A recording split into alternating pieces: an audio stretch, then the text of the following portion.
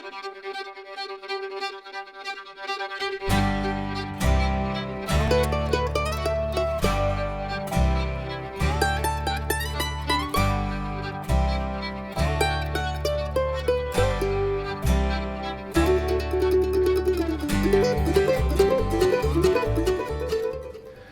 evening, and welcome to 360 North's Writer Showcase, our literary program that highlights work by Alaskan writers.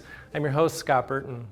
Tonight, we'll hear 3 stories that take us from a beach in Anchorage to a frozen lake in Haines to a pecan harvest in Georgia. While their settings couldn't be more different, each hits on themes of love, loss, and resilience. We begin with a short story by Juneau-based writer Clint Farr. Clint has been published in the Juneau Empire, the Anchorage Daily News, and has written a book on beer in Alaska, and has done movie reviews for public radio. While fiction, this piece is inspired by time he spent visiting family in Georgia as a child. Reading of Pecans and Possums, please welcome actor and teacher Elizabeth Pisel Davis.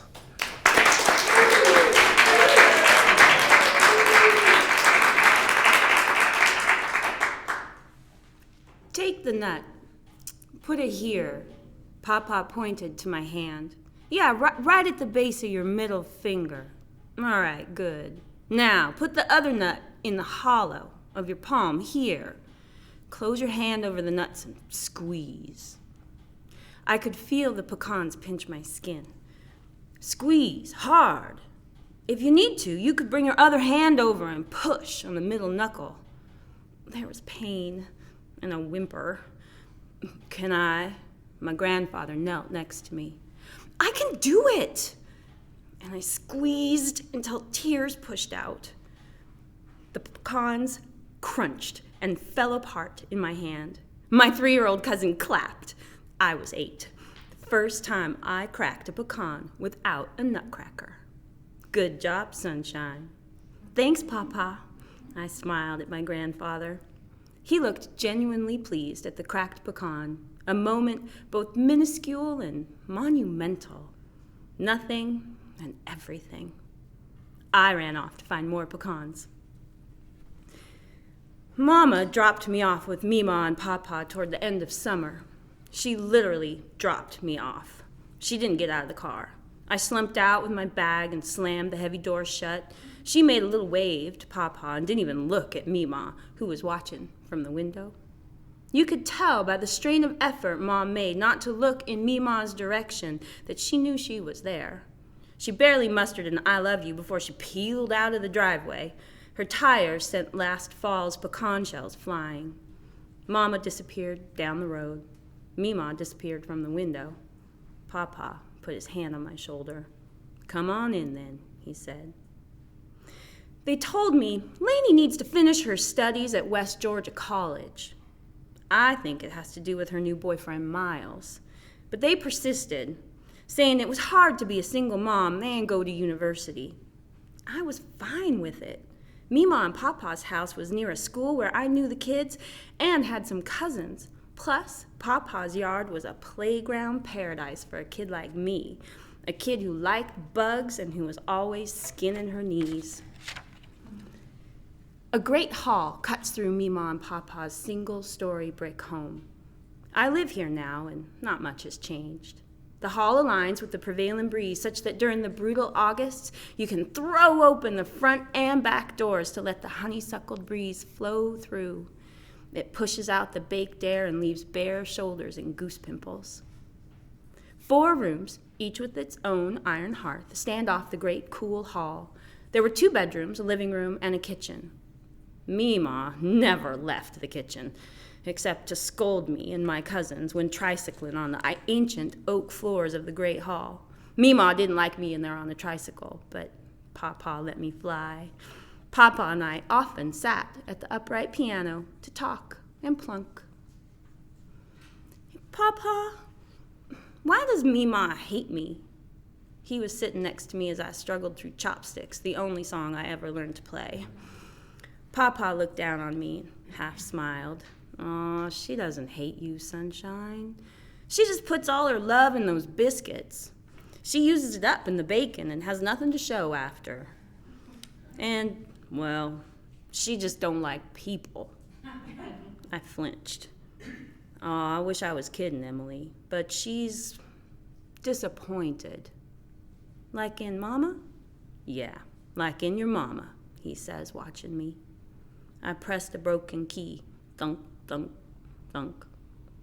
Well, Mama is disappointing. Living with Mama wasn't fun. I mean, she loved me. I know that. That's not in question. Our apartment was on the eastern outskirts of Atlanta. Well, that's what Mama told me. There was one small patch of unpaved land at our complex. The kids had long ago killed any grass, and all that was left was cement-hard red clay that you could play basketball on, and one sad little evergreen. During the thunderstorms, that clay turned into a glue which could stick to any fabric. Mama would get so mad at me for playing outside on rainy days. Digging dried clumps of Georgia clay out of the carpet was a large percent of my time with Mama. There were kids, and we got along. They were tough kids, though. They knew things they shouldn't. For some reason, they pretty much left me alone when I was at the complex. Sometimes they'd come over for dinner. I'd open up some soup, and we'd eat while Mama worked on her nursing classes. If one of her boyfriends were over, I couldn't have company. But Mama rarely had any boyfriends over during the week, especially that summer. It was a guy named Miles. She never had him over. I only met him a couple of times. Basically, Mama and I lived for the weekends, where we would drive the 40 miles to Mima and Papa's house. She'd drop me off on Thursday night, then she'd spend Friday, Saturday, and Sunday at the college, or so she said. Papa's yard had one large, productive pecan tree. He also had a lumen oak that threatened to crash through the roof at any time. The oak is gone now, but the pecan tree is still out there. There were 2 peach trees and a honeysuckle bush marked the town side of Papa's property. I'd sip the pistil of its nectar when the flowers came in spring, sometimes eating so much I'd get sick. Papa made hooch from the grapes on his vines of muscadine. He packed those grapes into a jar with a ton of sugar and wait for it to naturally ferment. One of my older cousins snuck a sip once. It said it was nasty. Part of the yard he let grow wild. No lawn, no garden, no trees. Just a mess of poke grew there. Poke's a weed, but you can eat it. It's bitter, but I had developed a taste for it. Papa had never heard of a kid loving poke as much as I loved poke. It tickled him to death, so he always made sure there was plenty growing so we never ran out of poke to eat.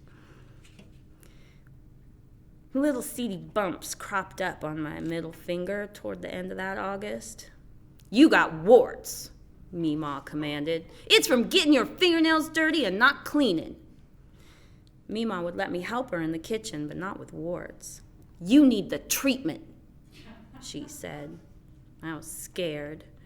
Mama had talked about Meemaw's treatments. Mama never exactly told me what the treatments were, but it was clear they weren't nice. I always figured this was one of the reasons that Mama disliked Meemaw so much. See, Meemaw was a healer. The older cousins, the ones who had spent more time with her, they talked about her laying of hands. When Meemaw was younger, when Mama still lived at the house, the pastor at the time would let her stay after the Sunday sermon and help folks. The more worldly preacher that followed put an end to that. "Give me your hands." I sat next to the breakfast table and put them out. She grasped my wrists and looked at my warty middle finger. She started muttering, and I laughed. "Well, don't laugh, Emily. It won't work. If you believe it works, it works. If you don't, it don't. So you'd better believe, because I'm going to need some help, child. Do you believe?" "No, ma'am," I said quietly. "It's kind of hard. It's not what they teach." "Well, don't get all cluttered up with how things are supposed to work, child." For the first time, I noticed her eyes were green. She was staring at me hard. "Look at me now. Look at me and listen. This is soothsaying. I've cured warts, watery lungs, snakebite, and insomnia. Dirt eaters have come to me. Wormy kids and their wormy mamas. I've cured preachers, the mayor once, their wives, their babies, their grandbabies, and once upon a time, your mama. You know better from them? Oh, no, ma'am. That's right. They believed, so you believe. And that's not a question. Yes, ma'am. Meemaw commenced muttering over my hands. I said not a word. I tried to believe. I guess I did, because the next morning, those warts, they were gone. 'Tweren't the treatments. Mama spoke of it all. Papa sat with me at the piano in the great hall. Well, you know how the preacher says we're all sinners? We're all sinners? I asked. Well, that's the story, right? Sunday school, all that. Well, see, your Meemaw, I don't think she can get past that. If you're a sinner, then you're bad. She don't trust nobody. She wants to be a good Christian. Well, she is a good Christian, and she expects you to be a good Christian. But, well, she sees Sean Bob up in the front pew all pious and devoted, and, well, he wasn't very nice to her at all when they were young. And she sees Ernesta up there. Oh, Miss Ernesta makes the pound cakes. That's right, fine pound cakes. Well, Miss Ernesta is up there sweating and praising and fanning her faith for all to see, and it burns your Meemaw because Ernesta used to, well, Ernesta liked the boys. I giggled. Well, she likes cake, too. Yeah, well, I like her cakes. Papa, you're too funny. Ain't that the truth, sunshine? Well, so your Meemaw, she's disgusted with everybody. Here's the thing, she's a sinner too, right? More than that, your Meemaw has some deep, old knowledge. What do you mean? Well, she got rid of those warts, right? Well, yes, sir. Well, there's many in our church now don't find that very Christian. And your Meemaw can't ignore them, so she's a sinner. She don't even like herself. Fall brings pecans. You pick them up off the ground, not the trees. Pecan farmers like to harvest right after a thunderstorm when the wind has knocked the nuts down. Crows, the rare raven, songbirds, possums love pecans. I love pecans. In a pie, candied, raw, roasted, pralines, and in zucchini and banana bread. Meemaw's specialty was pecan pie. Her pie was so well regarded, it was requested by family and friends all over the region. I loved Meemaw's pecan pie. It was so filling, though. I could only eat a few bites. Meemaw would get mad, brittle and silent, if I didn't finish a slice. Sometimes I get sick trying to choke down a whole slice so as not to invite her mean look. Back then, I kept a couple of pecans in my pocket. I rubbed them to a high sheen, like Papa's BB gun stock, and they'd get smooth so they'd been dipped into the thinnest layer of velvet you can imagine. For some, it's a lucky rock or a rabbit's foot. For me, pecans filed away the rough spots. Back in the great hall, I had an epiphany. Well, that would be arrogant to like yourself, you know, Sunday school and all. Well, that's what Meemaw thinks. She also thinks nobody is trustworthy. In the eyes of the devout, there is no trust, seems to me. Shoot, if you don't trust nobody, really trust someone, how can you be happy? You just go through life, assuming the worst in everybody, all those arrogant sinners. You end up only being happy when things go wrong because it justifies how you see people. You're just gonna be miserable. And, well, Meemaw is. Well, are you happy, Papa? Sure, sunshine. I ain't devout. I smiled. But, well, she loves you. Oh, she does. She'll just never trust me or your mama. She can't comprehend, reconcile, I think the word is, that good people do bad things. Papa was silent. and then began, "Don't be too hard on your mama. Your Meemaw was not nurturing." I nodded. "And don't be too hard on your Meemaw neither. Your mama is a handful, especially with her choice of men, boys trapped in men's bodies. Her latest is trash." I nodded again. It was true as far as I could tell. Papa continued, "It's just not simple or clean. Seems growing up just ain't learning your schooling or facts or whatnot. It's learning about the complexity of people, the good, the bad, the gray, and your own ability to let it go and find joy anyway. So I'm sorry that you're growing up so fast these days." I looked at Papa. "It's all right. I'll be okay." Papa laughed. "Oh, darling, yes, you will." He waved at the door. "Now, why don't you get you and me a cola from the fridge? Provisions. Let's walk the yard, see what's available for the picking." August finally relented to September. The Georgia heat that warps the air uncurled its fist and dissipated. Pecan season had arrived. I went out with Granddad in the late afternoons, and we'd look up for the olive green fruits and on the ground for the exposed nuts. "Not yet," Papa said. The next day, "Not yet." So we'd while away the days and weeks of that late summer, stringing beans, shucking corn, catching one more catfish out of the slough with liver tied to a hook with nylon from a frayed pair of Meemaw's pantyhose.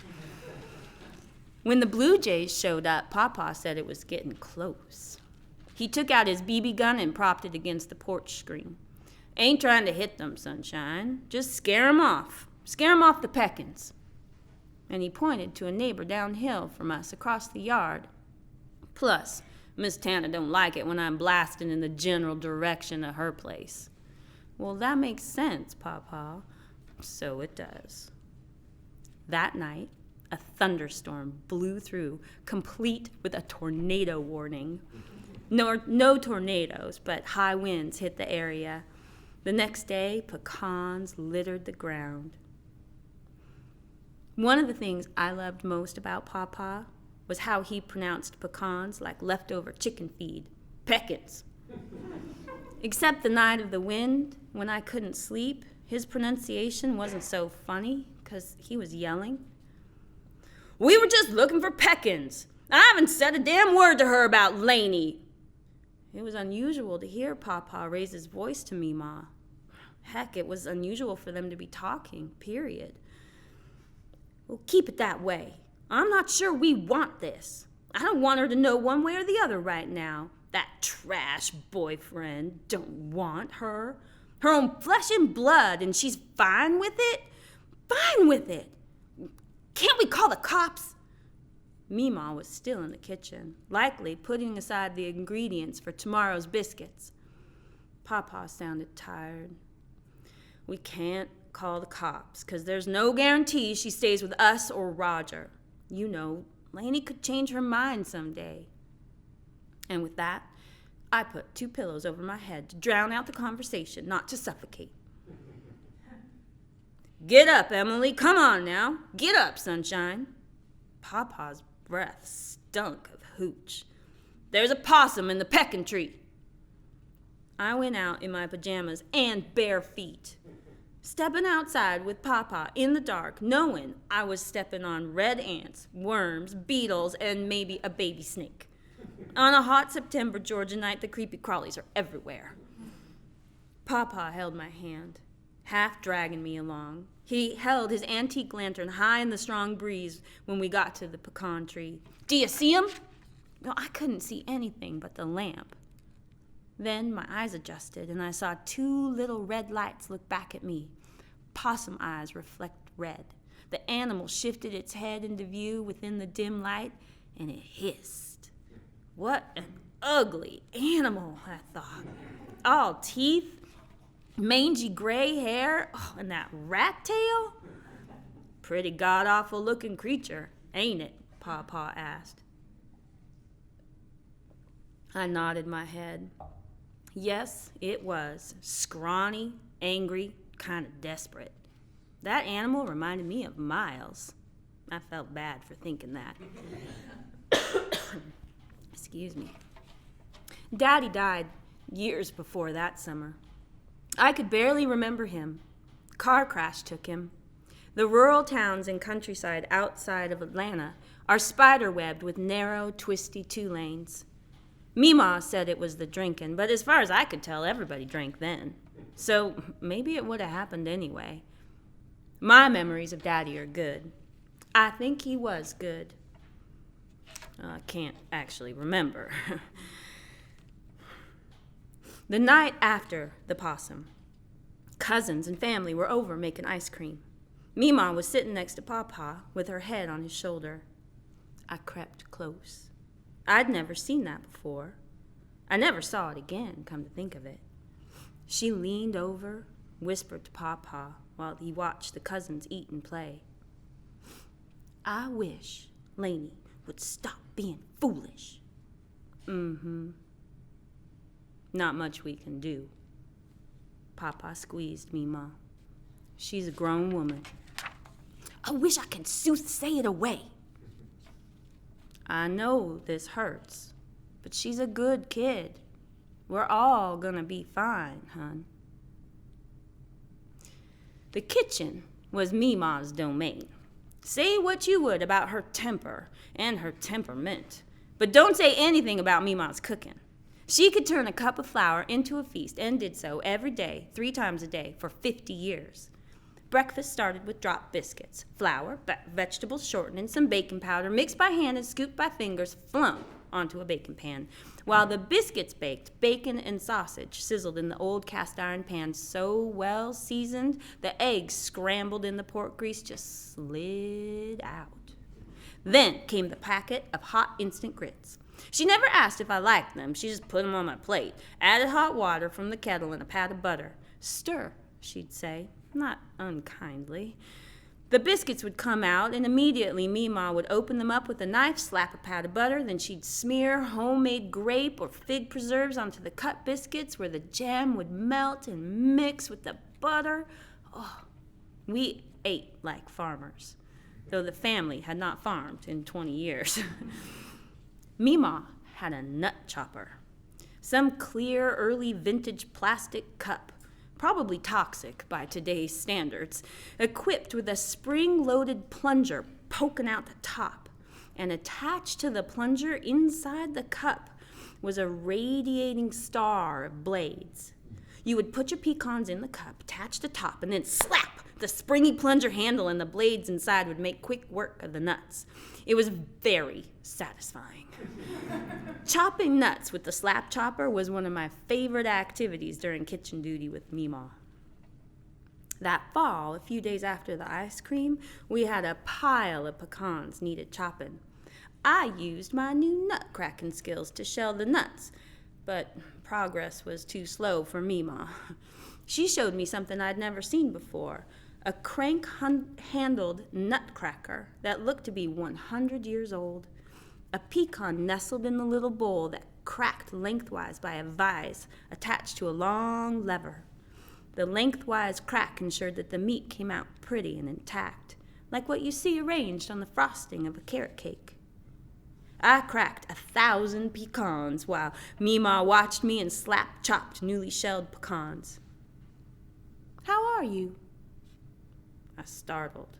That was not a typical Meemaw question. Yes, ma'am, I'm fine, Meemaw."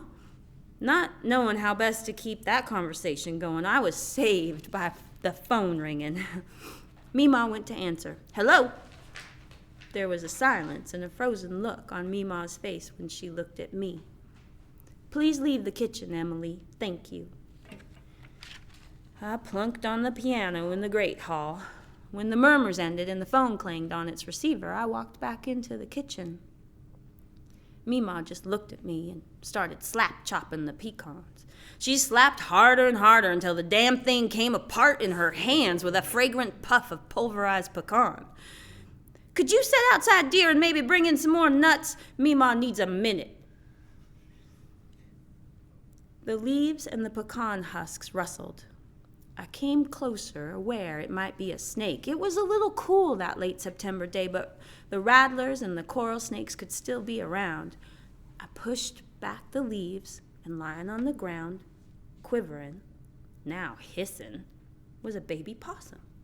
Small, ugly, with a snout full of teeth and bumpy skin like a snake shedding. It hissed some more. Scrappy little thing, I thought. I felt bad for that animal, so ugly and little. I wrapped a kerchief around my right hand and picked up the baby possum. It didn't bite, just hissed some more. I looked for the mama possum, but she wasn't inside or didn't want to be seen. I was so excited. I had never seen one so close. I read somewhere in school that the opossum was North America's only marsupial and the only marsupial to not live in Australia. Something about being an ancient animal and the two continents touching each other some long time ago. It was warm and twitchy ancient history in my hand. I thought it might be getting cold, so I closed my fingers around it to keep it warm. So excited. I had to show Papa, had to keep it warm. I kept my fingers around it, knowing what was happening, and an inkling it was wrong. But for some reason, I was unable to stop myself in the excitement of holding a creature so new to me and so ancient to the world. I could finally impress my Papa with something he'd never seen before, something he'd never done, would never do, squeezed until the tears came. And the creature's ribcage gave like a pecan cracking, and the twitching stopped. "What you got there?" Papa loomed over me. I unfolded my hand. "What's that?" "Oh." Papa looked at me for a second, ignoring the blood in my hand. "Looks like it fell out of the tree." "It's so ugly." Papa lowered his eyes, put a hard hand on my shoulder. Never seen a possum so close before." "Meemaw!" "What?" I ran off to the kitchen with Papa close behind. I curled through the great hall into the kitchen where a pork shoulder had just gone into the oven for a sandwich later that night. "Emily," Meemaw warily eyed the kerchief in my hand. "Meemaw, can you heal it? Can you bring it back?" Meemaw looked down at the dead possum. She unexpectedly cocked her head like a confused dog and looked at me. She looked at Papa. "Fell out of a tree." "I crushed it," I blurted. Papa shrugged. Meemaw looked back down at the possum and gently knelt to my level. "I appreciate you now believing, Emily. I really do. But sometimes faith isn't enough. Sometimes things can't be fixed. I'm sorry, but I can't bring it back."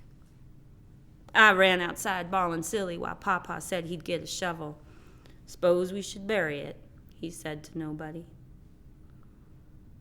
Papa dug from the earth a perfect cube of empty space. I stood next to Meemaw and watched.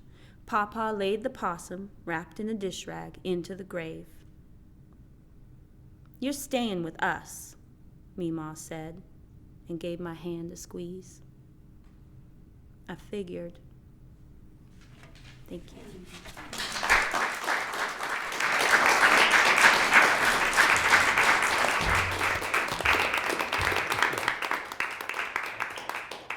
Our next piece is by Mary Kudenov.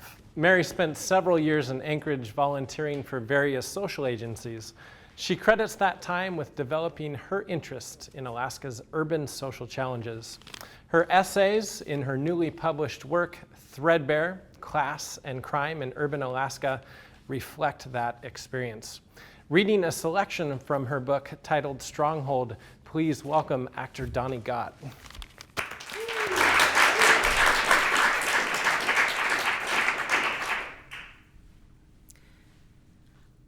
On another day, we will walk this path again like it's a dream. Cottonwood drift will line the ground like a wedding run. The fireweed will don purple blossoms, and Peter will be my husband. But right now, it's late April of our first year together, and the trails are colorless. Last year's grasses, muddy straw, line the bare woods. Arm in arm, Peter escorts me to his favorite beach in Anchorage. This trek was once his private ceremony, a way for him to quietly celebrate his birthday. We reveal ourselves piecemeal, still so new to each other that we have only exposed the very best features of our personalities. He does not yet know about my brother. I do not want to tell him I am afraid of heights, afraid of oceans, afraid of sleep, of silence, and empty houses. The path down to the beach is steep and the fall long. Cottonwoods squat along the bluff's edge like gargoyles, knotted and hard, molded by the sea wind into otherworldly shapes. The spirits within are ghosts of old warriors, weathered skin and arthritic hands, sentinels watching for dark riders. I scoot down the path behind Peter, clutching at the remains of last year's foliage like it's rope, like it will save me. Please don't turn around, I think. He does, and offers me his hand so I might balance against him. At the bottom, gray mudflats stretch on and on into Cook Inlet, home of one of the world's most powerful tides. The water is so low we could walk across the bay if the wet sand wasn't a quick grave. The mud has claimed people who wandered too far, shackled them and drowned them. But not me. Not today. Ahead of me, Peter walks onto the still firm sand. My eyes adore him. His broad shoulders, peasant shoulders, he calls them. The wind plasters his clothes to his runner's legs, and he is a steeple, a tower. Not me. I live in the rickety body of haunted women. I wish I had a quiet mind and steady legs. I spent last spring in a motel room as stuffy as a coffin, watching my mother turn into an old woman. We waited for Seth's body to be cremated, to gather his ashes, his gun, his ghost. Peter turns his back to the ocean and pulls me to his chest. We are new, and there is so much fire, so much heat. It reached me through a grief I couldn't pray or drink away. I would dream at night of the people I love, hanging from the ceiling, rocking back and forth like a metronome. I'd wake thinking someday, not on a rope or by a gun, but someday I will disappear. But I am not thinking about that now. Nor am I thinking of the sandpaper wind strong enough to whittle a woman to skeleton. Instead, I ponder. I wonder if Peter can feel the quickness of my pulse, and I wonder if he will bring me here on his next birthday. I am thinking, too, about how much I love the sound of the human heartbeat. How Peter's chest is big enough to shield me. How love shelters, coaxes, lights. The ocean and the sky bend to a soft gray crest under unending horizon. On the bluffs above, watchwoods lean into the jagged edge, towering over a tide that marches toward us on wet boots. No matter. For now, I can forget that even at our finest, bodies hard, strength united, two forms fastened, we are soft and unchampioned. I press my body all the way into Peter's and hold on.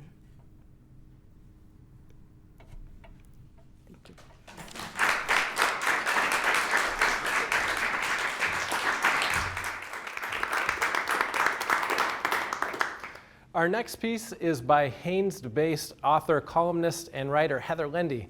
Heather's work has been widely distributed from NPR and Country Living to the Christian Science Monitor and Women's Day. Her work also appears regularly in the Chilkat Valley News, where she is the obituary writer. Tonight we'll hear a piece from her memoir, If You Lived Here, I'd Know Your Name. This essay was inspired by several different events that occurred over the course of a winter. Reading Fire and Ice, please welcome actor Christina Apathy.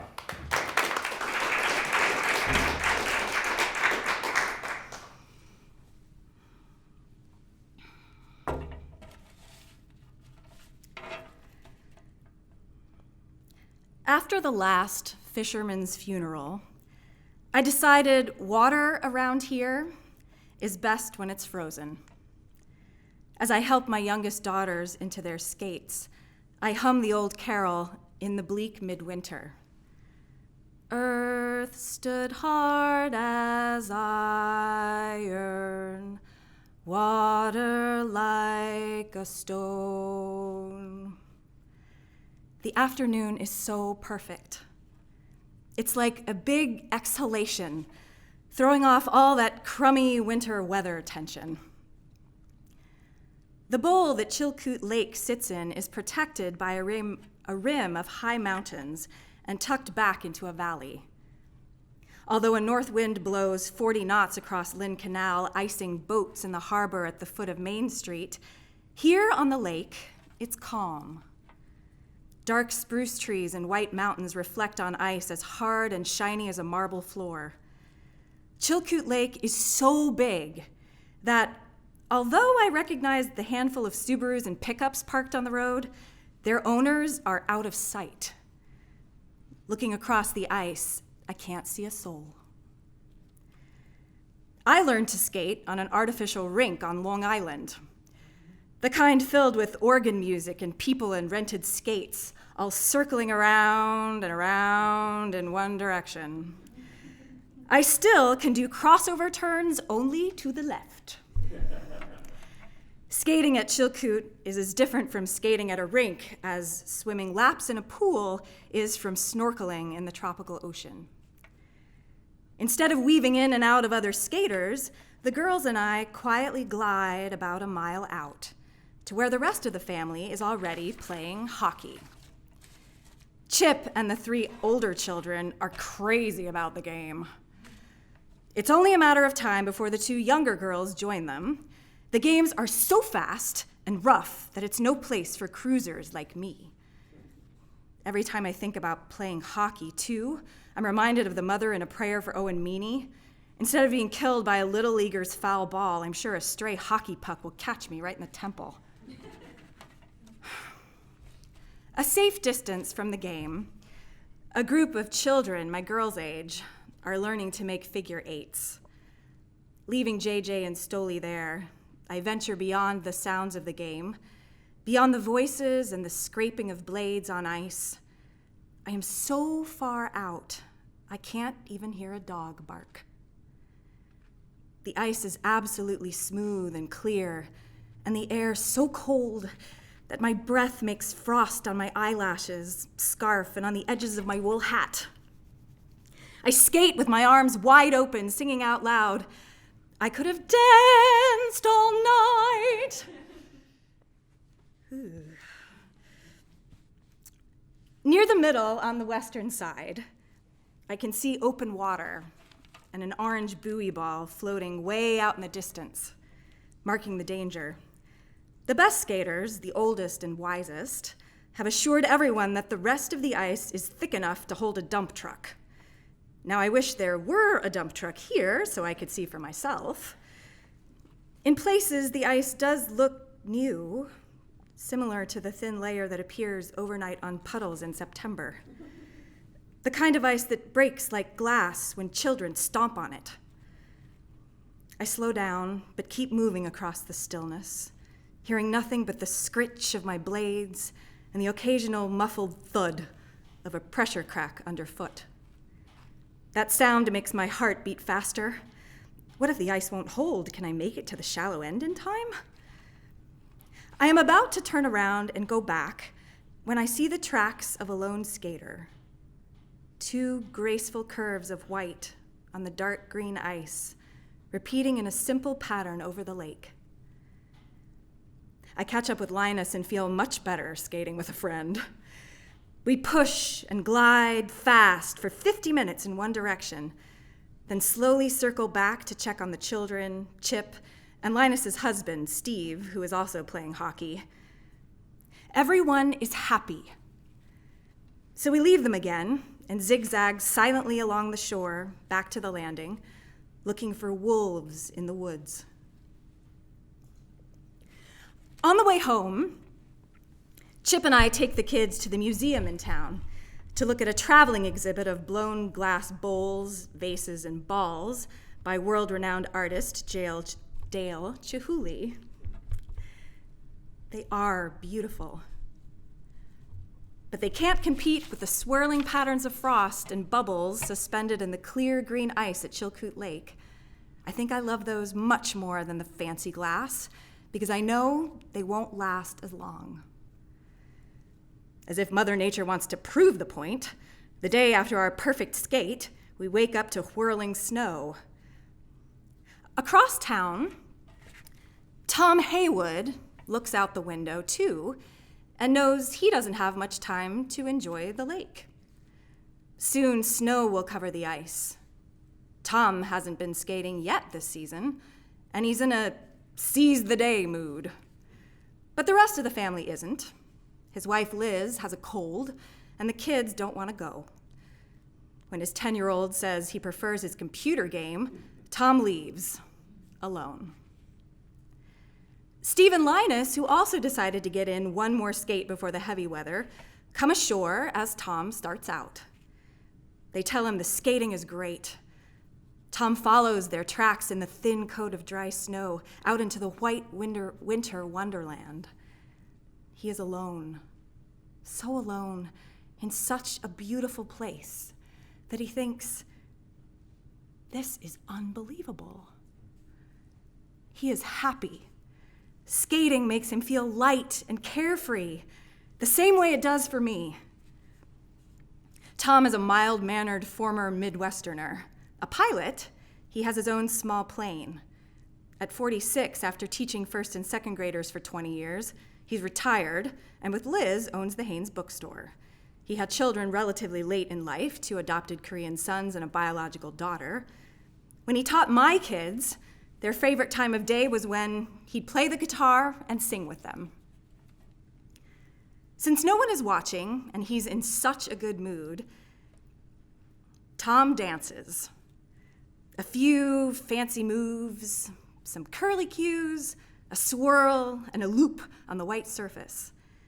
He's left behind the other tracks now and skates toward a buoy ball. He wonders what it's doing out on the ice. He decides to go beyond it all the way to the end of the lake, something he can't do with the kids. It's a long way down and back, nearly 10 miles. He's thinking that there is no place he'd rather be, when suddenly, completely without warning, the ice gives out. 1 second he's skating, the next he's in the water. This can't be happening.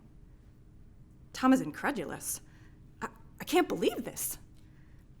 Hanging on to the edge of the ice, up to his neck in frigid water, Tom Haywood doesn't watch his life move before his eyes like a movie. Instead, he sees one still image of his wife and 3 children. I am not ready to leave them, he thinks, kicking to keep his head above water and gripping the ice with his left hand. He knows he can climb out, and he says so out loud to the fish below and the mountains above. I can do this, he repeats, echoing the little engine in the story he's read so many times to so many different children. I can do this. I can do this. Like an icebreaker, he moves toward his tracks, hoping he'll find the solid section that held him just moments ago. It's so clear what he has to do. The challenge is so immediate that he acts without hesitating, almost. This, Tom thinks for just a second, is how people disappear and are never found. The snow keeps his hands from slipping. He has a good grip, but the thin ice caves in with each attempt to climb out. His long johns, jeans, sweatshirt, and down coat are heavy. He's working so hard. He doesn't feel the cold. He almost gets his right knee up, but the ice breaks again and again. He's not a churchgoer, and he knows he shouldn't expect a hand now, but he prays for help. Finally, after almost getting up and crashing back in the water 6 or 7 times, he pulls himself out and crab scoots on all fours until he's sure he's on safe ice. With a shout, he thanks the angels of Chilkoot Lake and skates back faster than he ever has. He sails by patterns he made earlier and knows that was a different life. He hears a cracking sound and his heart beats harder until he realizes it's the ice chipping off his coat, jeans, and ice-crusted skates. On the shore, arriving skaters help get him to his truck and take his skates off, but he waves them off and drives himself home. All he wants to do is get there. His family is at the kitchen table when he walks into the house. There's so much Tom wants to say. He's so grateful, and he loves them so very much. But all he can manage is, I had a bad experience. Later, he makes a sign warning of thin ice and drives back to the lake with it. At the bookstore Monday morning, Tom greets well-wishers who all want to hear his story. We think it's a miracle he got out alive, especially when none of us there to help him. Tom says that isn't necessarily so. I know people say you shouldn't go out alone, he tells us. But I'm really glad no one else was there. If Liz was with me, we both would have fallen through, and I can't even imagine what would have happened if I had the kids. Then he says quietly, I'm certain that somebody else would have gone in. So if it had to happen, I'm glad it was me. I ask him if he'd skate again. When I know it's totally safe, he says, and I'll be real cautious if there's any kind of snow. Which is all there was for the next 2 weeks. As the third line of In the Bleak Midwinter goes, snow had fallen, snow on snow, snow on snow. It could have been making me temporarily insane, although I don't think that excuses me from thinking vengeful thoughts or almost committing a crime. Maybe I was just so cold I wanted to heat things up. I had been having trouble coping after close friends of mine split. He'd left her for a woman 20 years younger. I'll tell you the story, but I won't use names. This is too small a town for that. The whole episode had left me feeling as if my heart was under a glacier. It was just enough pressure to cause permanent damage, but not enough for people to notice unless they looked closely. When my friend, who was left home alone, asked me and another friend to help her switch around the bedrooms in her house, of course we said yes. We would do anything for her. How we got from simply moving her old bed to almost cutting it up with a chainsaw, tossing it out the window, and burning the mattress in the new girlfriend's driveway at midnight? I'm still not sure. The three of us were playing a card game in my kitchen on a Saturday night when the question of what to do with the old bed made a spark that caught a fire. Before we knew it, we were all excited and talking at once. Chip has a dump truck. We could put the mattress in it, tip it off the back under cover of darkness, and light it before speeding away. We'd never have to get out of the cab. No one would know who did it unless we passed Fireman Al on the way home. When Al was in college, he burned his folks' cabin near Chilkoot Lake down to the foundation. It was an accident, and no one was hurt, but he decided to become a fireman instead of a biologist after that, so he could help prevent such a catastrophe from happening to anyone else. We agreed that Al would recognize us for sure. Then we'll wear ski masks, one of us said, and dress in black, another said, and light it with a Molotov cocktail, added the third, a librarian, who also mentioned that you can learn how to make them on the internet. I thought we were doing some heavy house cleaning, not starting a riot. Luckily, our friend with the bed said that we couldn't toss a bottle with fuel in it. The leftover shards of glass might cut a dog's paw. As I served up warm apple pie and ice cream, I recalled the song Alice's Restaurant and all those 8x10 glossy photos at the trial. And I knew that while burning your own property in someone else's yard might not be arson, it would, at the very least, be littering. We could all end up in jail, as Arlo Guthrie had. When I said so, one of my friends reminded me that Guthrie's story did have a silver lining. I mean, he didn't have to go to Vietnam, right? But she knew what I meant. It wasn't the law or government we were worried about. It was a higher authority. If we burn your mattress this way now, she said to our friend, the smoke will only soil your soul and ours. We all agreed to a private bonfire on the beach with just the three of us the next day. Still, I worried that the black smoke from all the foam rubber would attract Fireman Al and the volunteers. Chip came into the kitchen and put his pie plate in the sink with the others. When they see who it is and what you're burning, he said, they'll run. Before we went to sleep, I asked Chip if he thought I was crazy. Yes, he said, but you were when I married you. I thought about our wedding, how happy we were. And then my friend's wedding, which had been such a fun day too. I was suddenly dizzy with grief. That was worse in some way than the dying kind. I was so afraid it might happen to us too, that I turned out the light and kissed Chip hard. In the morning, my friend canceled the burn. She'd heard that the wind had blown most of the snow off Chilkoot Lake and said she'd rather go skating. So instead of standing by a bonfire watching her old life go up in smoke, we started her new one, gliding over thick ice. A few weeks later, I went to see Father Jim.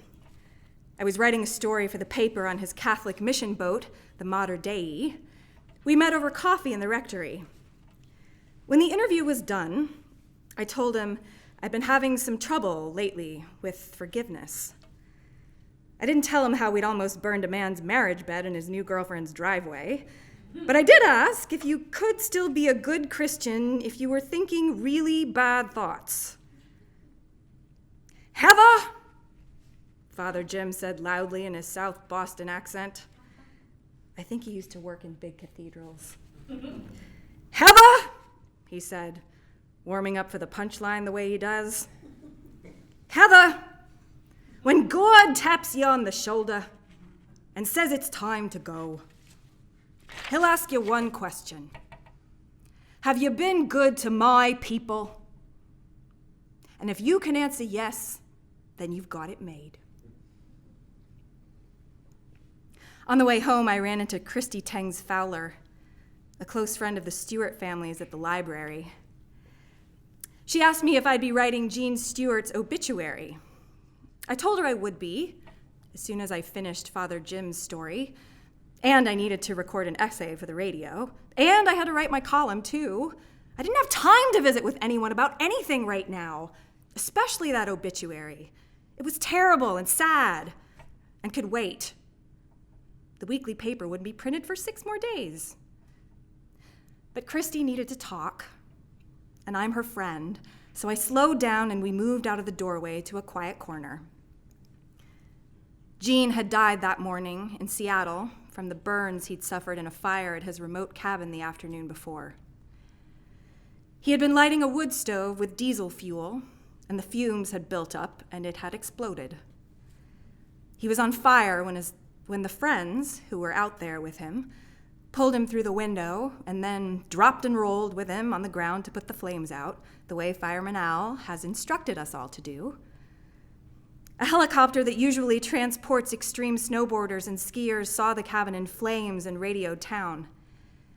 They flew Fireman Al and an emergency medical technician in to help Jean just as it was getting dark. Then a Coast Guard chopper flew him out of town from the airport. Doctors at the Juneau Hospital decided to send him on to a burn center in Seattle, but there was not much that could be done. If that wasn't bad enough, Jean's dog, Willow, died in the fire too. Jean was a sawyer in the old mills. He ran the huge blades that cut logs into boards.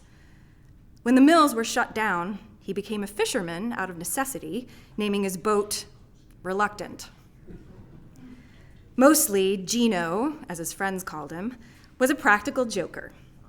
He came up with electrician Erwin Hertz's slogan, "Hertz Electric will fix your shorts." Jean was a good man, and he was good to God's people. I told Christy what the priest had said about that, and I decided to take his words to heart. I promised Christy I'd start Jean's obituary whenever the family was ready, and asked her to let me know when they wanted to talk with me. My other projects would have to wait. Christy told me she felt awful for Jean's widow, all alone in her house. She doesn't even have her dog, Christy said. She also couldn't help thinking about how quickly life can change. When I got home, Chip's big old boat with the blue tarp flapping on the deck looked as pretty as a white-sailed sloop in the harbor. The skates and boots all over the floor in the mudroom, the dishes in the sink, and my good old dog sleeping on the couch all seemed to shout, "A family lives here. They are busy and happy and a little messy, but someday that won't be so, and you'll be sorry." A little joy has come from all this winter's sadness. After Tom fell into the lake and lived to tell about it, his wife Liz said she didn't care anymore what he bought her for her upcoming birthday. He'd already given her the best present ever, himself. My friend's divorce has given me a new appreciation for my own marriage. That doesn't mean I would want the bad in order to have the good, but I know that love and life are all mixed up with loss and death, just like beautiful bubbles frozen in the lake. Robert Frost wrote that the world may end in fire or ice. Well, from what I've seen, heard, and imagined of both this winter, all I can conclude is that the world could end in any number of ways, and there's nothing anyone can do about it. The only choice any of us has is what to do if we're still here after it happens. Do we die a little death every day ourselves? Or do we reach for someone's hand and dance again?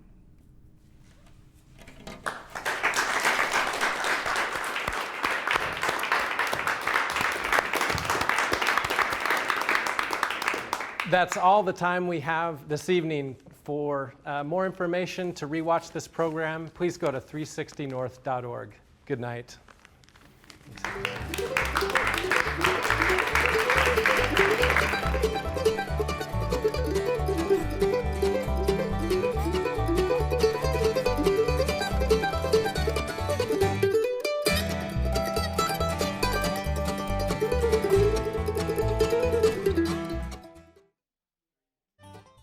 Funding support for Arts at 360 programming comes from Northwind Architects.